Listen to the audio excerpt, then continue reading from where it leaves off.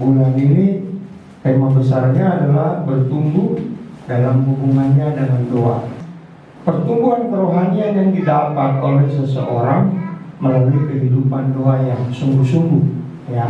Saya percaya bahwa setiap kita memiliki kehidupan doa, ya. Tiap pagi, entah kita mau makan, mau pergi, mau apapun, ya, kita selalu berdoa, belajar menyerahkan diri kepada Tuhan. Namun Bapak Ibu, kita mau belajar pagi hari ini bahwa orang yang senantiasa berdoa, membangun hubungannya dengan Tuhan, akan mengalami satu pertumbuhan kerohanian yang baik, ya. Jadi doa itu bukan hanya kita menyerahkan diri, menaikkan permohonan, tetapi ketika kita berdoa, kita pun bisa mengalami pertumbuhan kerohanian yang baik. Nah, itu akan kita lihat dari doanya Daud, ya. Kita akan lihat itu dari doanya Daud pada. Untuk itu mari saya mengajak kita semua membuka 2 Samuel 7 ayat 18 sampai 29. Saya mengingat waktu masih pemuda yang mengajar sekolah minggu, ada satu lagu anak-anak ya, baca kitab suci, doa tiap hari kalau mau tumbuh, ya. Jadi kalau kita ingin mengalami pertumbuhan kerohanian, memang tidak salah baca kitab suci dan doa setiap hari. Untuk sebab itulah kita akan belajar, ya, bagaimana kita bisa bertumbuh seperti Daud dalam kehidupan doanya. Pengalaman tertolak atau ditolak tentunya sangat tidak menyenangkan dan bisa menimbulkan reaksi yang beragam dari setiap orang. Bisa marah, bisa sedih, kecewa dan lain-lain, atau malah bisa jadi produktif dan bangkit dari perasaan sakit karena tertolak atau ditolak, ya. Jadi teorinya kalau orang stres bisa berujung di stres, atau bisa depresi, atau menjadi eustress, ya. Stres yang justru menjadi satu kekuatan bagi dia keluar dari rasa stresnya dan menghasilkan sebuah, bisa jadi karya, ya. Ada contoh untuk orang-orang yang seperti itu, ya. Saya menyukai lagu-lagunya Glenn Fredly, ya. Beberapa tahun yang lalu dia patah hati, ya, nggak jadi kawin sama personilnya AB3, ya.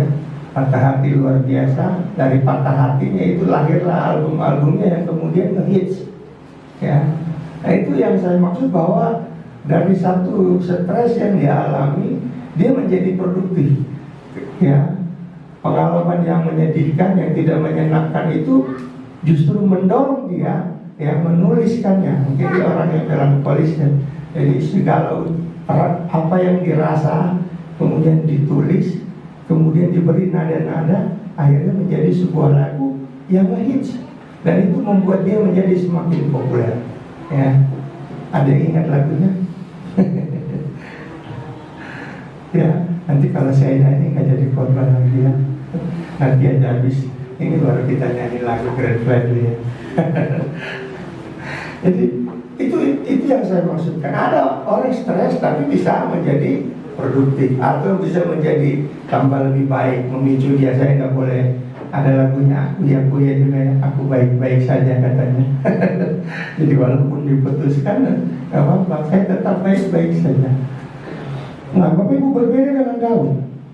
Daud ditolak Tuhan, padahal rencana Daud itu baik. Daud ini membangun rumah bagi Tuhan, ya. Dia berbincang-bincang dengan Nathan, ya, Nabi Nathan. Kalau kita baca di atas ayat 1 sampai ayat 16, kita lihat bagaimana dialog Daud sama Nathan. Kata Daud, saya tinggal di rumah dengan kayu aras yang bagus, sementara tamu Tuhan tinggal di dalam tenda. Lalu Nathan bilang sama Daud, ya kalau begitu, apa yang dikandung dalam hatimu, laksanakanlah, katanya. Jadi niatnya Daud itu, kata Nathan, laksanakan. Tapi malam harinya firman Tuhan datang sama Nabi Nathan, kemudian menjelaskan. Ada 3 hal yang saya tangkap, ya, yang menjadi latar belakang dari teks 2 Samuel 7 ayat 18 sampai 29. Yang pertama disampaikan Tuhan melalui Nathan kepada Daud, anak Daudlah yang akan mendirikan rumah bagi namaku. Jadi bukan Daud, tetapi anaknya, yaitu Salomo. Ya. Kenapa Tuhan tidak mengizinkan Daud? Ya, kalau kita baca 1 Tawarik 22 ayat 6 sampai 8, di sana dijelaskan bahwa tangan Daud penuh dengan darah. Daud seorang pahlawan yang mengalahkan musuh-musuh Israel. Ya, sehingga Tuhan katakan bukan Daud, tetapi Salomo, anaknya Daud. Tapi Daud berjasa atas pembangunan rumah Tuhan itu, dia berjasa. Kenapa? Ketika Daud menaklukkan bangsa-bangsa di sekitar Kanaan, bangsa-bangsa itu membayar upeti, sehingga memudahkan Salomo untuk mencari bahan baku, mencari sumber dana, mencari tenaga-tenaga ahli untuk bekerja membangun bait Tuhan. Ya, itu jasanya Daud. Tetapi yang membangun, mengorganisirnya adalah Salomo. Ya. Kemudian bahkan Tuhan memberitahu yang lain. Tuhan akan menjadikan Salomo menjadi bapa yang akan mendidik Salomo sebetulnya atau anak-anak Daud, ya, dan menghukumnya. Tetapi kasih setia Tuhan tidak akan hilang dari anak-anak Daud. Berbeda dari Saul. Ketika Saul berdosa, tidak taat kepada Tuhan, tidak menumpas orang Amalek, ya, Tuhan langsung menggantikan Saul dengan Daud. Dan tidak ada keturunan Saul yang menjadi penerus dari kerajaan Israel, melainkan keturunan Daud. Oleh sebab itu Yesus dikatakan anak Daud, bukan anak Saul. Ya, karena apa? Tuhan mengikat perjanjian dengan Daud dari keturunan mula katanya. Ya. Baik, itu yang kedua. Yang ketiga, keluarga dan kerajaan Daud akan kokoh selama-lamanya. Ya. Jadi Yesus yang adalah terahnya dari Daud itu menjadi raja, kemudian kita menjadi anak-anak rohaninya sampai hari ini. Itulah sebabnya katakan bahwa kerajaan Daud akan kokoh. Ya, Bapak Ibu, sebetulnya ditolak itu tidak enak. Siapa yang pernah ditolak? Jangan malu-malu. Ya, malu ngakunya. Ditolak pacar, ditolak pekerjaan, ya. Jangan pacar doang, ditolak pekerjaan, ditolak apa lagi, ya. Pengalaman itu tidak menyenangkan. Ya, seringkali membuat kita patah semangat, ya, ngambek, ya. Di gereja kasih usulan yang nggak diikutin, ya tak aja minggu depan gua nggak datang. Ada yang begitu. Ya, kalau sikap kita itu menunjukkan tingkat kedewasaan kita, ya, kerohanian kita di hadapan Tuhan.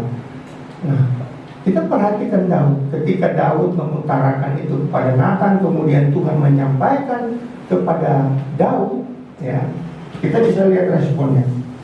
Ada 3 sikap Daud dalam 2 Samuel 7 ayat 18 sampai 19 yang saya temukan, yang menunjukkan pertumbuhan kerohanian Daud dalam kehidupan doanya, yang membuat Daud tetap dapat menaikkan doa syukurnya kepada Tuhan meskipun Tuhan menolak rencana Daud untuk mendirikan rumah bagi Tuhan. Yang pertama, ya, Daud mendengarkan firman Tuhan.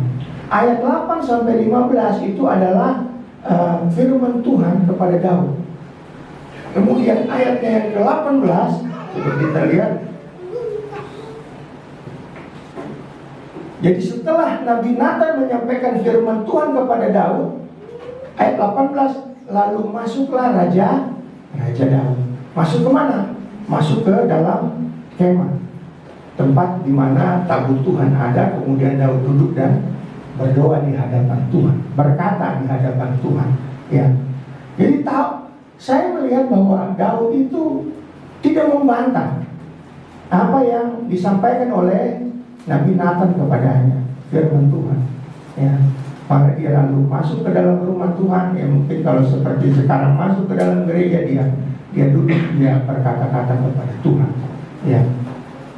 Pada masa kini Tuhan berbicara kepada kita melalui Alkitab yang adalah firman Allah. Untuk itu kita harus senantiasa membacanya sehingga memiliki tuntunan yang benar. Juga kita bisa melibatkan hamba-hamba Tuhan untuk kita juga mendapatkan tuntunan dan dukungan. Sama seperti Daud yang selalu bertanya mendengarkan firman Tuhan yang disampaikan oleh Nabi Nathan. Kalau kita perhatikan bahwa raja-raja mulai dari Saul, Daud, dan kemudian selalu memiliki hubungan yang dekat dengan Nabi, yang adalah perantara antara raja dan Tuhan. Ya. Nah, pada masa kini ada dua yang ada pada kita dekat, ada firman Tuhan, ya, ada hamba Tuhan yang dipercayakan Tuhan untuk menggembalakan kita. Oleh karena itu, ketika kita punya niat baik ingin melakukan apapun, libatkanlah ada hamba Tuhan. Pak, saya mau begini, minimal Pak Pendeta akan melihat kita, memberikan masukan, ya. Dan juga ada firman Tuhan, sehingga rencana kita itu akan menjadi berhasil, ya Bapak Ibu. Itu yang pertama, bagaimana Daud bertumbuh kerohaniannya dalam kehidupan doanya dengan Tuhan, ya, karena dia Daud orang yang mendengarkan firman Tuhan sebenarnya. Yang kedua, Daud tahu merendahkan dirinya di hadapan Tuhan. Masih di ayat 18. Lalu masuklah Raja Daud ke dalam ke kemah suci, ke tempat tabut Tuhan. Kemudian duduklah ia di hadapan Tuhan sambil berkata. Ayat 18, kata berkata ini diambil dari bahasa Ibrani amar. Ya, amar itu memiliki pengertian to say with great latitude. Ya, latitude itu sebetulnya garis melintang, ya. Dari kalau ada satu titik ditarik garis dari barat ke timur, itu garis namanya latitude. Saya mencoba cari-cari di kamus, nggak ada maksudnya apa ya. To say with great latitude. Ya, ternyata latitude itu juga menunjukkan tempat yang rendah, ya. Kemudian nanti ada altitude, itu bicara tambujur, bicara tempat yang tinggi. Jadi kadang-kadang memang terjemahannya tidak mudah. Jadi Daud berkata dengan sikap hati, ya, dengan sikap diri, fisiknya itu mengikuti. Ya, kalau di Alkitab dia duduk di hadapan Tuhan, ya. Dia duduk di hadapan Tuhan. Bagaimana? To say with great latitude, berkata dengan sikap merendahkan diri yang hebat dan sempurna, yakni duduk di atas tumitnya dengan kepala tegak di hadapan Tuhan. Jadi Daud masuk ke dalam bait Allah. Dia berkata kepada Tuhan, dia duduk di hadapan Tuhan, ya. Saya lihat beberapa terjemahan baik Wycliffe, NIV dan lain-lainnya, terutama Wycliffe, dikatakan Daud itu bukan duduk seperti kita duduk, tapi dia duduk di atas tumitnya seperti teman-teman kita yang Muslim. Dia duduk seperti orang sujud dengan muka ke atas, dia mengangkat tangan, baru dia berkata-kata kepada Tuhan. Seperti itulah cara Daud, seperti itulah sikap Daud berdoa kepada Tuhannya dengan sikap hormat yang hebat, ya. To say with great latitude, katanya, ya. Dan Daud tahu merendahkan dirinya di hadapan Tuhannya, ya. Saudara sedang meminta kepada Tuhan, ya. Bagaimana kalau anak meminta kepada orang tua, sering merayu-rayu ibunya, ya, menggoncang-goncangkan tangan ibunya supaya permohonannya diluluskan, permohonannya dikabulkan. Daud duduk di hadapan Tuhan, melipat kakinya, diangkat tangan. Jadi ketika kita berdoa, sikap kita juga tunjukkanlah bahwa kita sedang berdoa dan meminta kepada Tuhan. Karena sekarang saya lihat ada orang kalau berdoa gayanya macam-macam, ya. Ada yang duduk tangannya di atas dengkul, ya. Ada yang dia Tuhan lipat tangan, ya. Ada yang tangannya disapu begini, ya. Tunjukkanlah sedikit rasa hormatmu ketika kamu sedang meminta kepada Tuhan. Kamu bukan sedang menagih hutang sama Tuhan, sedang meminta, memohon, ya. Tunjukkanlah rasa hormatmu, ya. Gereja-gereja sekarang termasuk gereja yang lebih toleran dengan banyak gerakan-gerakannya. Kalau kita masuk gereja-gereja tua, saya mau minum aja, rasanya berat karena takut orang pada lihat saya. Mau menggerakkan badan begini rasanya, kita pada ini takut rasanya. Karena di gereja itu kita sudah dibiasa diajarkan kalau sedang ibadah, matamu ke depan, gak usah lihat kanan kiri, gak usah putar kanan putar kiri. Boleh perlu ada batu jatuh, jangan bergerak. Ada gempa bumi, tetap duduk. Menunjukkan rasa hormat kepada Tuhan.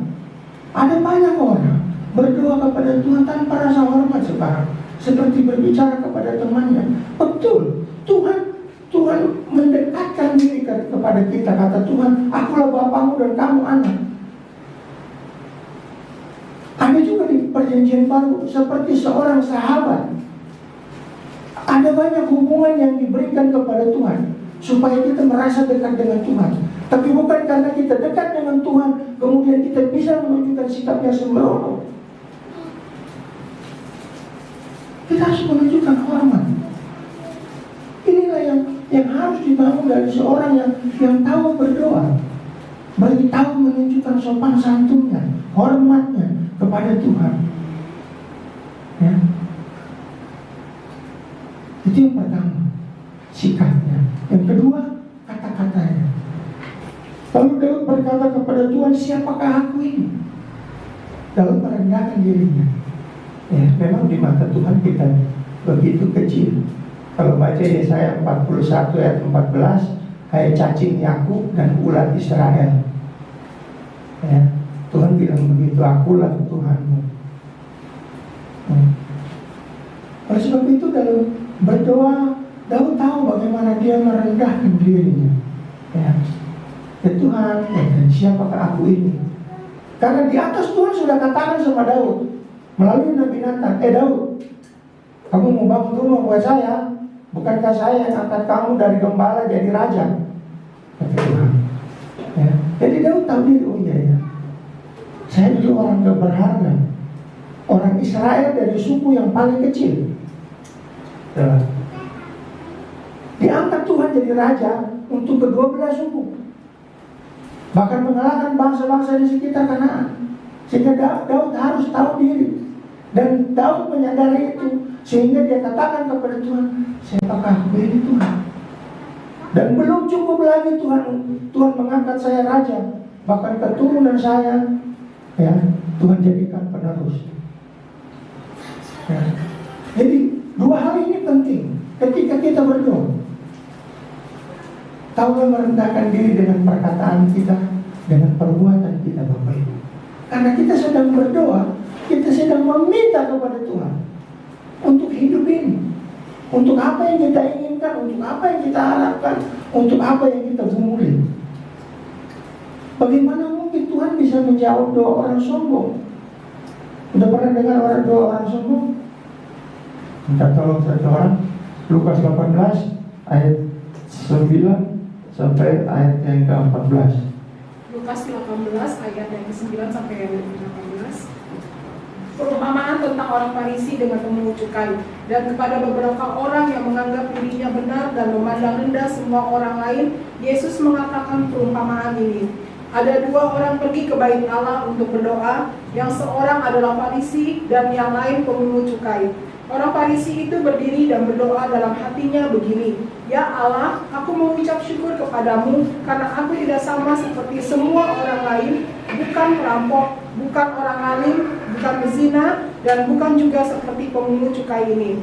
Aku berpuasa 2 kali seminggu, aku memberikan 1/10 dari segala penghasilanku. Tetapi pemungut cukai itu berdiri jauh-jauh, bahkan ia tidak berani menengadah ke langit, melainkan ia memukul diri dan berkata, ya Allah, kasihanilah aku orang berdosa ini.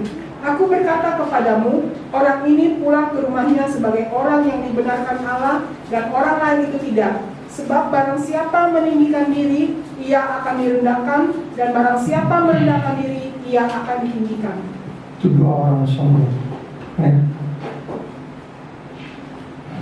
Dia bilang begini, saya ulangi, ya Allah, aku mengucap syukur kepadamu karena saya tidak sama dengan mereka. Ya, sombong sekali ya. Kemudian seperti orang lain, bukan perampok, bukan orang lalim, bukan penzina, dan bukan juga seperti pemungut cukai ini. Jadi kalau kami berdoa bersama-sama, saya orang Farisi ini pemungut cukai, dia sambil tunjuk pungut. Dan saya tidak seperti pemungut cukai itu. Ya, kira-kira doanya ini didengar Tuhan kan?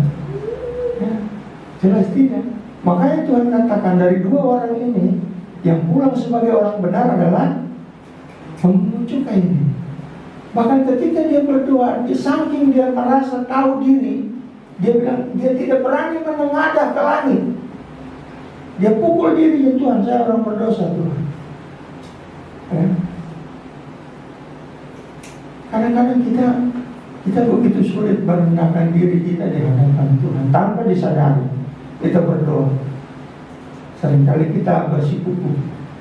Ya. Tuhan, bahkan kalau berdoa seringkali kita seperti pemerintah kepada Tuhan. Ya. Tuhan tolonglah, kalau bisa ya, saya diterima kerja. Kamu minta apa, kamu ngatur Tuhan. Ya, itu doa orang sombong. Kalau minta ya minta, nggak usah suruh Tuhan. Ya, Tuhan punya rencana yang hebat untuk kita. Ya. Bahkan Daud itu pernah dianggap rendah oleh istrinya sendiri, karena dia merendahkan dirinya di hadapan Tuhan. Ketika pemindahan bait Allah masuk ke kota Yerusalem, dia menari-nari di hadapan tabut Tuhan. Yang pertama gagal karena Uza mati, ya. Yang kedua akhirnya Daud pikir, kalau gitu saya harus mengiring bait tabut Tuhan ini dengan menari sambil mungkin hanya memakai cauk. Istrinya melihat itu dan merendahkan Daud. Kemudian jawab Daud kepada istrinya, Mikal. Mikal ini anaknya Saul yang diambil Daud jadi istri. Ya, Daud katakan kepada istrinya begini, bahwa aku akan menghinakan diriku lebih daripada itu. 2 Samuel 6 ayat 22.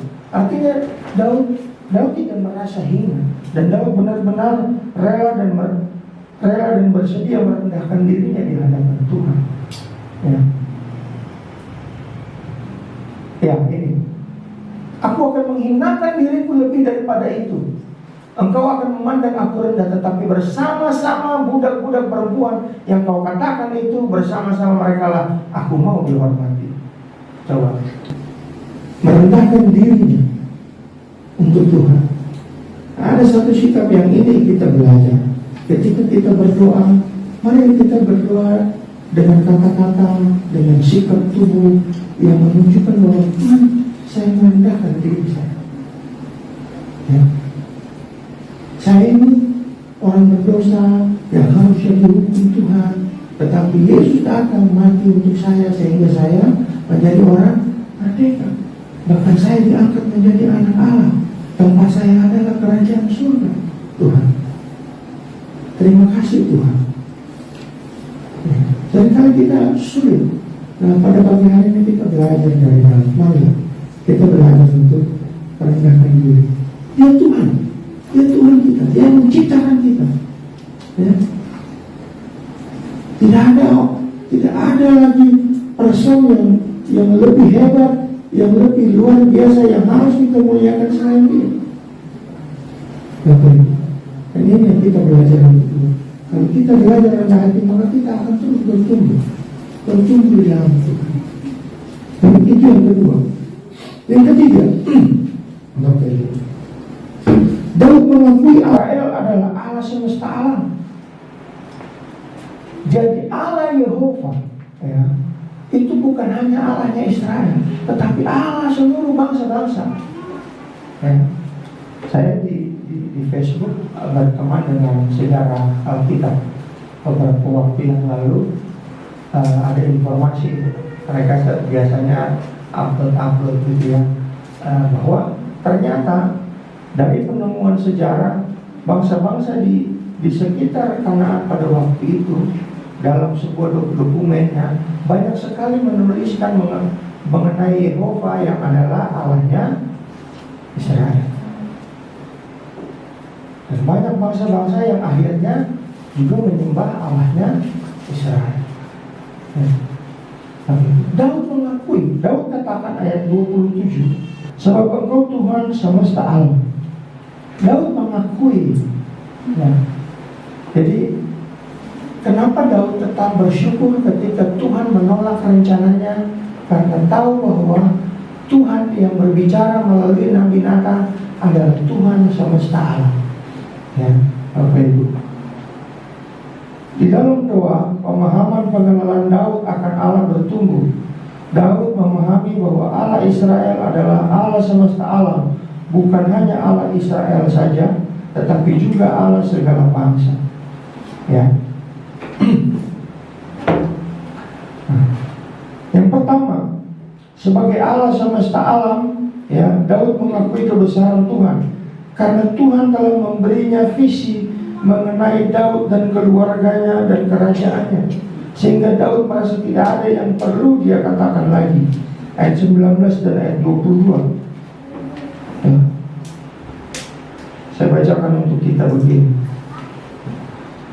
Dan hal ini masih kurang di matamu, ya Tuhan Allah, sebab itu engkau telah berfirman juga tentang keluarga hambamu ini dalam masa yang masih jauh, dan telah memperlihatkan kepadaku serentetan manusia yang akan datang, ya Tuhan.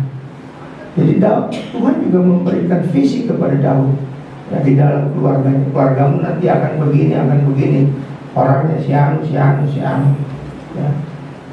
Oleh sebab itu Daud mengakui, engkaulah Tuhan, engkau yang besar, Allah semesta alam, karena hanya engkau yang mampu menunjukkan masa yang akan datang. Ya. Kita mengenal beberapa di Indonesia ini peramal terkenal, ya. Tapi ramalan mereka tidak pernah akurat. Ya.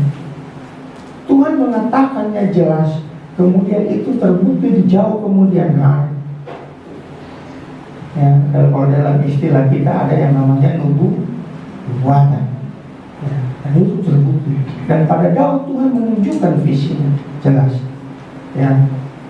Nah, oleh sebab itu Daud mengatakan, engkaulah Tuhan Allah semesta alam yang besar, karena tidak ada Allah lain yang bisa menunjukkan apa yang akan terjadi di masa yang akan datang.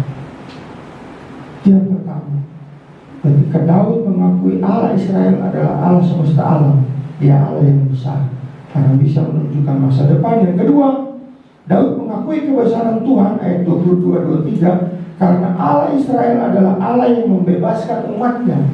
Tidak ada Allah lain yang secara langsung turun membebaskan umatnya dari perbudakan selain Allah Israel. Ya. Ketika Tuhan membebaskan orang Israel dari tanah Mesir, Tuhan hadir siang dan malam. Ya, pada siang hari dalam bentuk tiang awan, malam hari dalam bentuk tiang api. Bukankah itu penyertaan Tuhan siang dan malam? Dan hanya Allah Israel yang berbuat seperti itu. Dalam tabut Allah hadir di tengah-tengah Israel, sehingga tidak ada yang bisa mengalahkan Israel. Tuhan semesta alam itu besar, oleh karena dia turun tangan langsung kepada orang Israel, dan tidak ada Allah yang seperti itu. Dalam catatan sejarah manapun Allah itu tidak pernah turun langsung, hanya Allah Israel saja. Dia hadir terlihat jelas dalam bentuk tiang awan, tiang api. Selanjutnya kehadiran Allah ada di dalam tabut. Selanjutnya kehadiran Allah ada di bait Allah. Hanya Allah Israel. Oleh sebab itu Daud mengakui kebesaran Tuhan. Engkaulah Tuhan semesta alam, ya Tuhan, karena Engkau Allah yang turun langsung membebaskan umatnya. Tidak ada Allah lain.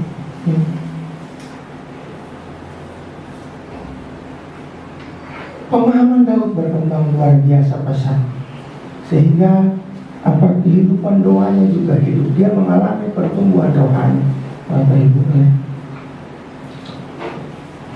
Dengan jelas Tuhan mengatakan pada ayat 8-17,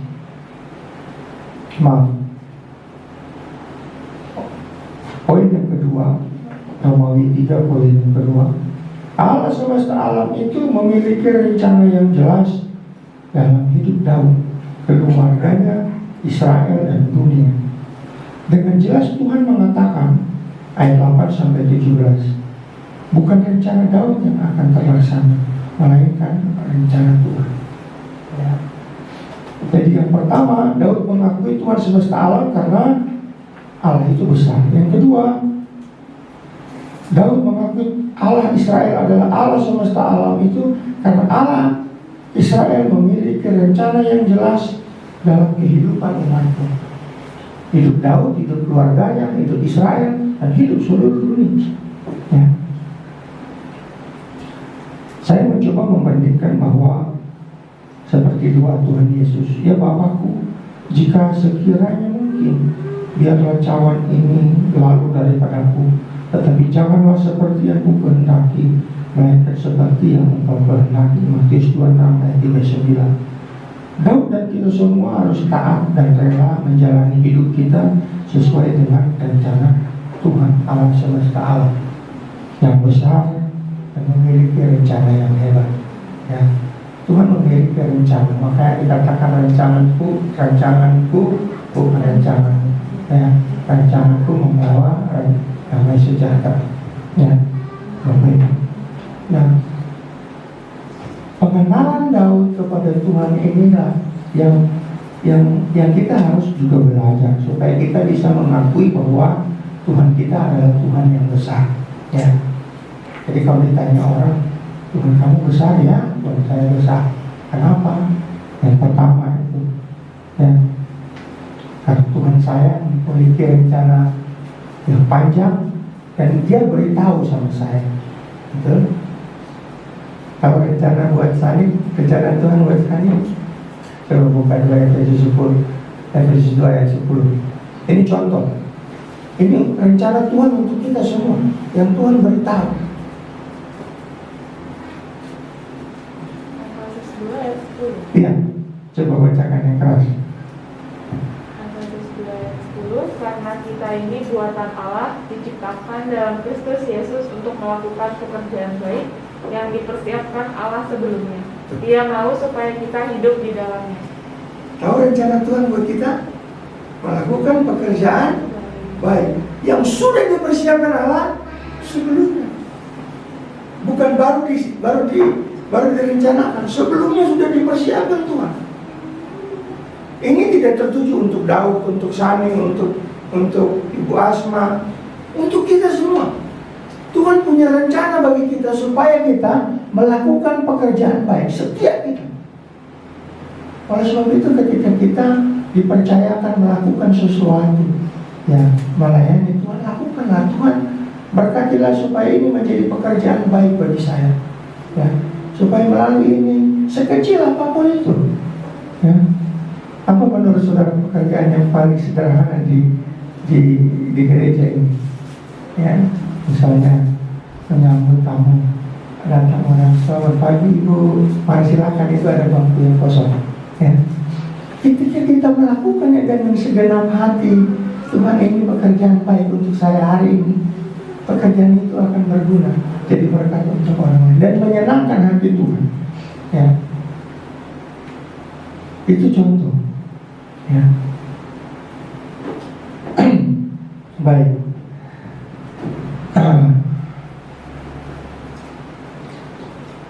Karena firman Tuhan, Daud menjadi tahu bagaimana harus berkata dan bersikap di hadapan Tuhan. Daud tahu mengagungkan Tuhan. Daud bisa mengerti dan menerima rencana Tuhan. Setelah ini Daud lakukan, barulah dia meminta Tuhan memberkati keluarganya. Ayat 29 ya. Ini adalah permintaan yang sopan dan tahu diri. Ya, saya bilang, dia sudah merendahkan dirinya, dia mengagungkan Tuhan, ya, dia membesarkan nama Tuhan. Lalu Daud minta, Tuhan berkatilah keluargaku. Sopan kan? Iya, jangan datang-datang, Tuhan, kayak anak datang sama Pak minta duit. Gak ada bilang selamat siang kayak apa kayak, langsung tahu minta uang. Dikasih gak kira-kira? Bapaknya pasti kasihnya bilang apa dulu. Minimal waktu dikasih bilang apa? Terima kasih Pak, ya, lari. Tapi Daud menunjukkan rasa sopan yang luar biasa ketika dia meminta. Ada urut-urutan yang jelas yang bisa kita lihat, ya, bagaimana dia berkata merendahkan diri, baik itu kata-katanya, baik itu tingkah lakunya. Kemudian dia membesarkan Tuhan. Ya, mungkin seperti kita ada dalam doa penyembahannya. Kayak ketika kita menyembah Tuhan, yang ungkapkan apa yang kita pahami tentang Tuhan, kebaikannya, kebesarannya, keagungannya, kemuliaannya. Itu menyenangkan Tuhan. Karena Tuhan kita itu bertahta di atas pujian, dan kita harus memuji Tuhan. Makanya ibadah orang Kristen tidak pernah lepas dari puji-pujian. Mati pun kita nyanyi, ya. Betul kan? Karena Tuhan tidak bertahta di atas pujian, dan Tuhan senang dipuji, ya. Nah, ini kita belajar. Jadi kalau kita mau minta, ya, urutannya tahu sekarang, merendahkan diri, membesarkan nama Tuhan, lalu minta sesuatu untuk diri kita atau untuk apapun yang kita ingin, itu bebas, ya. Mintalah sesuatu untuk mempermuliakan nama Tuhan, itu pasti dikabulkan. Itu minggu lalu Pak Pendetanya mempermuliakan dan dimuliakan. Jadi kalau kita dalam doa kita meminta kepada Tuhan untuk mempermuliakan nama Tuhan, kira-kira besar kemungkinan dikabulkan kan? Ya Tuhan, sekarang saya sudah bekerja, saya laki-laki, bukankah harus bekerja? Itu perintah Tuhan. Dan terima kasih untuk pekerjaan yang Tuhan berikan, dan berkatilah Tuhan supaya melalui pekerjaan ini bukan saya mendapatkan uang saja, tapi namamu dimuliakan. Tuhan akan tolong Bapak Ibu yang bekerja menjadi pekerja yang baik.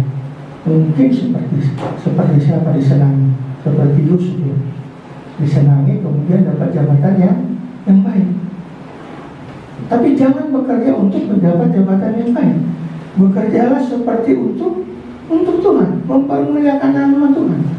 Karena teorinya dalam Alkitab, cari Tuhan yang lain ditambahkan, ya. Kebajikan dan kemurahan mengikuti itu, bukan dikejar-kejar. Apa kita mengejar kebajikan dan kemurahan? Tidak. Tetapi kata firman Tuhan, kebajikan dan kemurahan mengikutiku. Takut Tuhan, yang lain Tuhan tambah. Apa yang tambahnya terserah Tuhan. Yang jelas baik, ya. Dan tambahan itu berbeda-beda tiap orang, tidak bisa sama. Tapi tunjukkanlah takut akan Tuhan.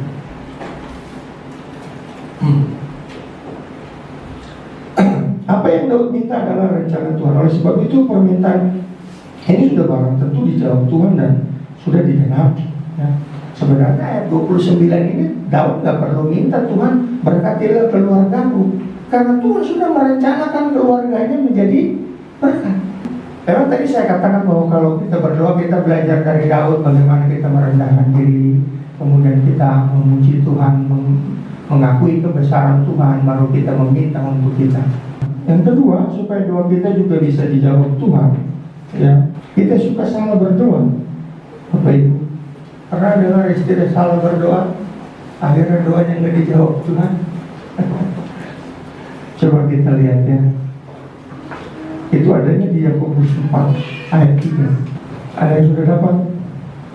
Yakobus 4 ayat 3. Yakobus 4 ayat 3. Atau kamu berdoa juga, tetapi kamu tidak menerima apa-apa karena kamu salah berdoa. Sebab yang kamu minta itu hendak kamu habiskan untuk memuaskan hawa nafsu. Jadi belajar minta itu ya yang sesuai kehendak Tuhan, rencana Tuhan, seperti tadi, ya. Efesus 2 ayat 10. Kita minta untuk mempermuliakan nama Tuhan, itu pasti dikabulkan, ya, Bapak Ibu. Baik, bagian penutupnya adalah sesungguhnya tidak ada di antara kita yang tahu bagaimana kita harus berdoa. Roma 8 ayat 26, ya. Dengan kita meneladani Daud, kita bisa belajar bagaimana kita harus berdoa, yakni membaca, mendengarkan firman Tuhan, merendahkan diri di hadapan Tuhan, kemudian kita membesarkan dan mengakui kebesaran Tuhan, dan baru kita menaikkan setiap permohonan kita. Apabila kita berdoa dengan tekun dan teratur, Saya percaya bahwa setiap kita akan mengalami pertumbuhan kerohanian yang ajaib dan tak terduga melalui kehidupan doa yang benar. Di dalam kehidupan doa, kita membangun suatu hubungan yang intim dengan Tuhan, layaknya seorang anak kepada bapaknya.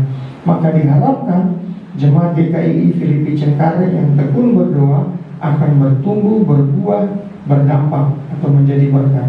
Kiranya Tuhan Yesus memberkati. Tuhan Yesus Kristus yang mempunyai firman memberkati kita semua. Amin.